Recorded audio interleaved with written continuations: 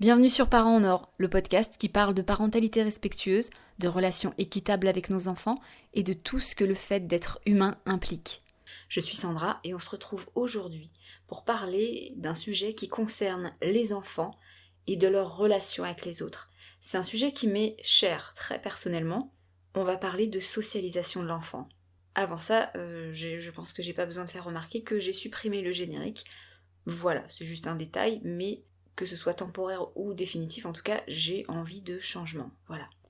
Donc pour entrer directement dans le sujet, on va parler de deux mots qui se ressemblent.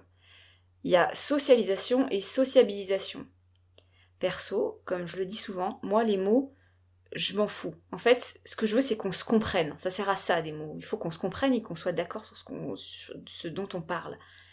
Parce que on peut choisir un mot clair qui désigne quelque chose de super limpide, mais en fait, ce mot, il va avoir une vie, en fait, indépendante de lui-même, et il va voir son sens se démultiplier en divers sens variés. Le mot, il va plus suffire à ce moment-là. Il y a toujours des dérives. Les mots, c'est un peu la merde. Chacun y met le sens et l'image qu'il veut, avec son histoire et ses a priori. Donc, pour clarifier entre nous, là, voilà. Socialisation, c'est un mot de sociologie, de ce que j'ai pu comprendre. Il s'agit d'un processus social, donc plus global en fait, qui induit l'intégration d'un individu dans son groupe social. L'individu, il va intérioriser les normes et les valeurs du groupe. Je te cite un extrait de l'article qui s'appelle la reconfiguration de la socialisation. Si socialiser, c'est bien rendre apte à la vie en société, cela dépasse largement le simple apprentissage des codes sociaux d'interaction dans les groupes et face aux inconnus, mais englobe plutôt l'ensemble des procédures d'apprentissage, des manières de faire et des manières d'être nécessaires à la vie dans une société d'humains, que ces apprentissages répondent à un objectif éducatif ou non. L'éducation ne constituerait que la partie la plus consciente et la plus rationnelle de la socialisation. Celle qui s'appuie sur des stratégies d'inculcation à l'égard des enfants ou de ceux que l'on veut éduquer. À l'inverse, une grande part de la socialisation se réalise par imprégnation, imitation, par le simple fait d'être immergé dans un univers de sens qui possède ses supports, ses règles et ses formulations, et dont l'effet s'avère toujours largement inconscient. Un sociologue comme Pierre Bourdieu, à l'image de nombreux auteurs, désigna comme incorporation le processus d'inscription inconsciente dans l'individu des codes, des valeurs, des représentations de ses groupes et de sa société. Fin de citation. Donc on se met au quai que, lorsque je parle de socialisation, je vais parler de tous les processus explicites et surtout implicites, inconscients, qui vont intégrer l'individu dans un groupe. C'est un processus large, global. C'est le fait d'être immergé au milieu d'autres êtres humains. L'individu va capter, comprendre les règles du jeu et va les appliquer. C'est ça la socialisation. Alors que la sociabilisation, si j'ai bien saisi, ça concerne plutôt l'individu à son niveau à lui, s'il arrive à développer un tempérament sociable, ou plus ou moins. Ça me semble en fait faire référence plus au tempérament de l'individu, au fait d'être introverti, entre guillemets extraverti, avenant, être distant, etc. Donc quand je parlerai de sociabilisation, je parlerai dans ce podcast du comportement propre à l'individu, de ce qui est lié à son tempérament finalement, comment lui, il se comporte et comment il décide inconsciemment ou pas d'être auprès de ses congénères. Donc ici, dans cet épisode, on va parler plutôt de socialisation, mais en fait, on va aussi parler de sociabilisation parce qu'en fait, on mélange les deux. Justement, par exemple, on croit que la socialisation, elle s'est mal faite sur un individu s'il n'est pas hyper avenant, par exemple, avec ses congénères, alors que, majoritairement, il s'agit plutôt, probablement, du tempérament de la personne, de sa sociabilisation, de son fonctionnement intrinsèque, que c'est une personne qui a choisi inconsciemment d'être plus repliée, par exemple. Et qu'est-ce qu'on entend par socialiser son enfant au niveau du sens répandu ? C'est important de parler de ce que la majorité des gens, toi, moi, nous, en fait, tout le monde, pense que ça veut dire. Qu'est-ce que ça veut dire dans le sens populaire quand on en parle comme ça, entre commérages, etc., entre discussions ? Qu'est-ce qu'on veut dire par être sociable ou asocial, etc. À quoi il ressemblerait notre enfant si on n'avait pas réussi à le rendre sociable, par exemple ?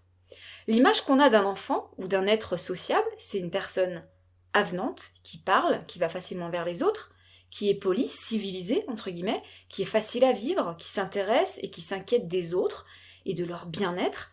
C'est quelqu'un qui sait communiquer clairement, qui sait se faire comprendre. C'est quelqu'un d'amical, souriant, mais qui en fait pas trop quand même, qui sait écouter et qui n'empiète pas sur les libertés des autres. C'est quelqu'un qui entre parfaitement dans le moule des convenances, des règles de société. À l'inverse, l'image qu'on a, nous, d'un être asocial, dans le sens commun, c'est quelqu'un qui va pas vers les autres, par exemple, qui se sert pour lui, qui s'occupe de ses intérêts à lui, qui délaisse ceux des autres. C'est quelqu'un de silencieux, d'introverti, peut-être. On a l'image de quelqu'un de timide, comme on dit. Quelqu'un qui est pas poli, qui respecte pas les convenances, les règles communautaires, qui est inadapté à la vie en société, voire on a peut-être l'image de quelqu'un de marginal ou même de misanthrope. Socialiser son enfant dans l'image populaire, c'est donc fabriquer un petit humain poli, qui va vers les autres enfants, qui prête ses jouets, qui fait pas des crises n'importe comment, qui dit déjà tous les mots qu'on attend de lui, qui s'intéresse aux autres enfants, qui parle, qui sait s'exprimer clairement, mais sans trop prendre de place non plus dans les discussions, surtout les enfants, les enfants ils doivent pas trop parler. L'espace de discussion, il doit être occupé dans la plus grosse majorité du temps par les adultes. Donc il faut pas que l'enfant il parle trop, parce que justement, si l'enfant il commence déjà à parler trop aux yeux des adultes, ça va peut-être déjà être vu comme un problème de socialisation. Sur ce sujet que j'aborde aujourd'hui, comme pour la majorité des sujets parentaux, un des buts ici de mes podcasts, c'est de proposer, d'inviter, d'aider, si possible, à faire diminuer l'inquiétude qu'on peut avoir sur un sujet. Moi, je sais que ça fonctionne bien sur moi. Si je suis moins inquiète, je vais être moins pressante sur mes enfants et mes demandes, elles seront beaucoup moins empreintes de stress et elles seront beaucoup plus empreintes de bon sens. Donc l'idée, c'est de faire diminuer l'inquiétude pour être moins saoulant sur ses enfants, en fait. Donc de quoi elle se compose, cette socialisation ? Donc classiquement, on dit qu'il y a deux espèces de stades. Il y a ce qu'on appelle la socialisation primaire, c'est les interactions sociales de la naissance jusqu'à l'enfance, qui se passent dans le premier lieu de vie de l'enfant, qui est principalement sa famille, son noyau familial, avec les personnes les plus proches, les parents, la fratrie. Et puis il y a la socialisation secondaire. On dit classiquement que c'est l'école, mais aussi les groupes de copains, d'amis, et puis ensuite le milieu professionnel, les futurs conjoints, etc. Et ces différents lieux de socialisation, que ce soit à la maison, à l'école ou dans d'autres sphères, les copains, etc., ils s'impactent les uns les autres donc. Nos influences familiales, elles se répercutent dans nos autres lieux de vie, et inversement, nos interactions avec des amis, des collègues, etc., ils peuvent modifier les idées qu'on avait et qui nous venaient de notre famille. On veut socialiser nos enfants parce qu'on veut pas faire de nos enfants des sauvages. On veut qu'ils s'insèrent dans la société, qu'ils y soient bien vus et qu'ils y soient acceptés. On veut pas que notre enfant il se fasse rejeter par les autres, évidemment. Et au passage, s'ils pouvaient nous valoriser en tant que bons parents, ce serait pas mal aussi, puisque selon comment se comporte notre enfant, ça va se répercuter sur l'image que les gens ont de nous et de notre rôle de parents. La socialisation, elle est vue comme importante parce qu'elle a un rôle de cohésion sociale. On veut une société homogène qui fonctionne. On souhaite préserver les groupes pour optimiser au maximum la sécurité de ce groupe et l'équilibre de tous les individus. Cette question de la socialisation, elle se place parfaitement dans cette interface dont je parle régulièrement. Celle qui écartèle l'individu entre ses intérêts personnels, ses besoins individuels, et en face, les intérêts du groupe auquel il appartient et dont il dépend pour une partie de ses propres besoins. C'est un équilibre, un espèce de va-et-vient permanent entre l'individu et le groupe. Parce que le groupe, il impacte les individus, mais les individus, ils peuvent faire changer le groupe. Par exemple, en rejetant des valeurs ou en faisant émerger d'autres valeurs. Quand il y a des individus qui font plus entendre leur voix que d'autres, ils seront sans doute plus impactants, notamment au détriment de ceux qui crient moins fort, peut-être. La socialisation, c'est quelque chose qui est culture dépendant. On n'a pas la même idée, on n'a pas la même façon de socialiser selon les cultures, selon les pays. Il y a un truc qui me fait tiquer, moi, c'est lorsqu'un concept, un fonctionnement, un machin, varie selon la culture, selon le lieu, etc. Moi, ça me fait me poser une question. Est-ce que, comme par hasard, je suis née et je vis dans le lieu et la culture qui fait le mieux, qui a un fonctionnement, qui a des valeurs, qui a des mœurs, des règles, des normes, qui collent au plus près aux besoins de l'humain et à sa machinerie interne en fait. Comme par hasard. Je me dis, mais j'aurais sacrément du bol d'être né là où on fait le mieux, là où on fait mieux que les autres, là où on a raison et où on a tout compris mieux que les autres. Moi, ça me fait ça me fait relativiser et ça me permet juste de me poser un peu, en fait, de réfléchir sur ce truc. Ça me permet de pas m'emballer, de pas me lancer dans le fonctionnement de ma culture parce que ce serait ma culture, donc il faudrait que je la suive parce que c'est forcément la meilleure. Parce qu'en vrai, peut-être que ma culture, elle a tort, en fait. Peut-être qu'on fait pas ce qu'il y a de mieux pour l'humain, pour l'enfant, etc. Donc, la socialisation qu'on a ici, en France, en tout cas, je vis en France, donc je parle de là où je vis, c'est une socialisation franco-française. C'est-à-dire qu'on socialise nos enfants pour qu'ils deviennent de bons Français. Pas pour qu'ils deviennent de bons Japonais, etc. Forcément. On veut qu'ils intègrent les normes et les valeurs du lieu où ils vivent. Mais comme je le disais, moi, je me questionne du coup. Est-ce que cette inculcation qu'on a envie de faire ici, là, est-ce qu'elle est vraiment adaptée aux enfants humains ? Parce que un enfant humain, il n'a pas un cerveau français. Enfin, il n'a pas un cerveau adapté à sa culture. Il a un cerveau d'homo sapiens. Nos cerveaux, ils n'ont pas eu le temps d'évoluer et de s'adapter à nos cultures qui sont propres et qui sont extrêmement mouvantes et qui changent en plus avec l'histoire. Donc on n'a pas un cerveau qui est adapté, qui est fait pour le lieu où on habite.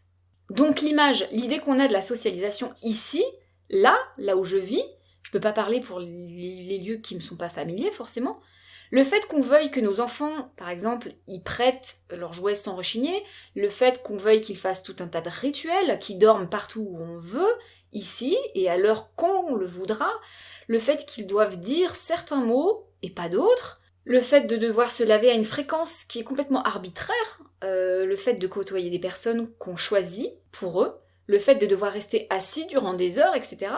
Moi, je me prends un petit recul déjà, je me prends un petit pas de côté, et je me pose logiquement la question, est-ce qu'on fait bien, en France, comme par hasard, est-ce qu'on fait ce qu'il y a de mieux pour les enfants homo sapiens ?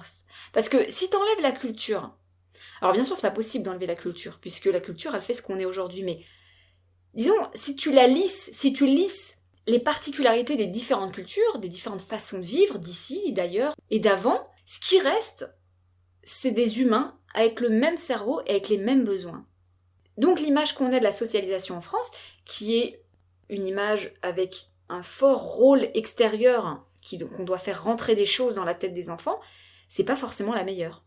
La socialisation, c'est un sujet qu'on fait peser de façon vraiment très lourde sur les parents. On a cette image que les parents, ils ont un rôle fondateur finalement dans la socialisation de leurs enfants. Et du côté des parents, du coup, on met beaucoup de choses dans la socialisation. On y met l'éducation, la politesse, les règles et les limites, on y met aussi les valeurs qu'il faudrait transmettre, le fait de faire de nos enfants de bons citoyens, de bons enfants, etc. C'est vrai qu'on raccourcit souvent la socialisation à l'éducation, parce qu'il y a cette espèce de part d'apprentissage qu'on doit inculquer, en fait. La politesse, beaucoup, par exemple, la politesse en fait énormément partie, mais l'éducation, comme je le disais au tout début de cet épisode, dans la citation que j'avais lue, l'éducation, c'est que la part consciente de la socialisation. La socialisation, elle se fait essentiellement de façon inconsciente, en fait, par observation, par déduction.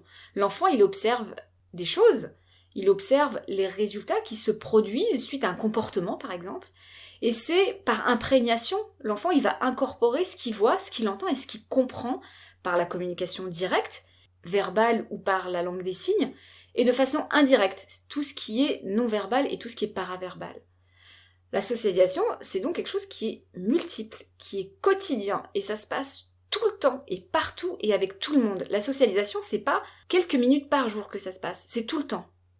Il y aura beaucoup de liens en description de cet épisode, notamment, il y aura une conférence qui parle des perceptions enfantines. Ce sont des enquêtes, en fait, qui se sont faites auprès des classes de primaire, et elles sont remplies de plein de données qui sont vraiment super intéressantes. Je t'invite à aller la voir, cette conférence, si tu as envie d'apprendre un peu comment les enfants transposent un peu les règles sociales qu'on leur inculque. On voit notamment comment les enfants, justement, ils transposent ce qu'ils entendent et ce qu'ils perçoivent régulièrement dans un lieu de vie, par exemple à la maison, et comment ils le recyclent dans des domaines qui n'ont rien à voir. Par exemple, le fait de sans arrêt entendre des injonctions sur la saleté et la propreté, le fait que les enfants ils entendent sans arrêt « touche pas à ça, c'est sale » ou « mange pas ça, c'est tombé par terre », etc. Eh bien, dans cette conférence, ils regroupent les résultats d'une petite expérience qu'ils ont fait avec les enfants, où ils ont demandé aux enfants de classer les métiers selon comment ils les voyaient dans une échelle, comment ils avaient envie de les classer. Eh bien, les enfants, eux, ils ont classé cette liste de professions selon, notamment, les critères de saleté. Par exemple, archéologue, ils l'ont pas super bien classé parce que c'est sale, parce que c'est un métier qui se fait dans la terre, et que c'est pas bien d'être dans la terre. Ils transposent aussi, par exemple, le fait d'être mauvais à l'école, d'écrire mal, d'avoir des mauvaises notes, et ça devient un critère, ou en tout cas, ils apportent ça comme élément de réponse pour expliquer pourquoi ils sont pas copains avec quelqu'un. Par exemple, ils expliquent qu'ils sont pas copains avec un tel parce qu'il écrit mal, parce qu'il a de mauvaises notes, parce que la maîtresse dit qu'il travaille pas bien, etc. Ils associent tout ce qu'ils entendent des adultes, et ils comprennent rapidement ce qui est mal vu et ce qui est bien vu, finalement. Et dans cette conférence, il y a 2 phrases que je trouve vraiment intéressantes pour résumer très brièvement leur travail. Ils disent « Les enfants, lorsqu'ils jugent socialement, ils imposent aux autres ce qui s'impose à eux. » Et puis il y a cette autre phrase qui dit « Les mots d'ordre deviennent les mots de l'ordre ». C'est-à-dire qu'à force d'entendre des mots d'ordre, des injonctions sans arrêt, eh bien l'enfant il s'en sert finalement pour avoir une image du monde, en fait. La socialisation, c'est un processus qui n'a pas besoin de lieu précis. Selon moi, la socialisation, c'est quelque chose d'universel. Et c'est surtout intrinsèquement lié à l'humain, sans avoir besoin d'intervention extérieure appuyée comme on le fait sans arrêt chez nous. La socialisation, ça répond à un des besoins les plus puissants de l'humain, celui d'appartenir à un groupe et d'y être accepté et d'y être apprécié. L'humain, il est programmé pour se socialiser. Il est programmé pour comprendre comment le groupe dans lequel il vit, il fonctionne.